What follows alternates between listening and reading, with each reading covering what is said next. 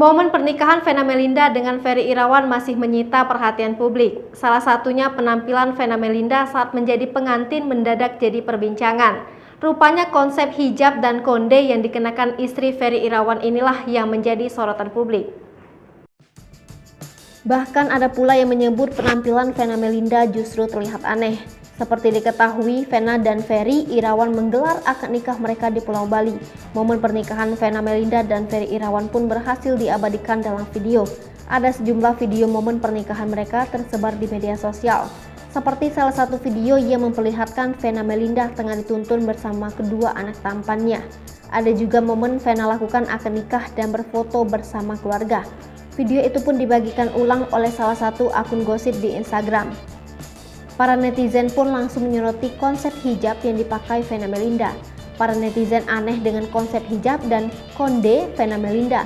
Pasalnya, Vena Melinda terlihat menggunakan hijab namun terdapat konde di bagian belakang. Gara-gara konsep hijab tersebut, sejumlah netizen mengaku tertawa. Meski begitu, ada sejumlah netizen yang memberikan pembelaan untuk Vena Melinda.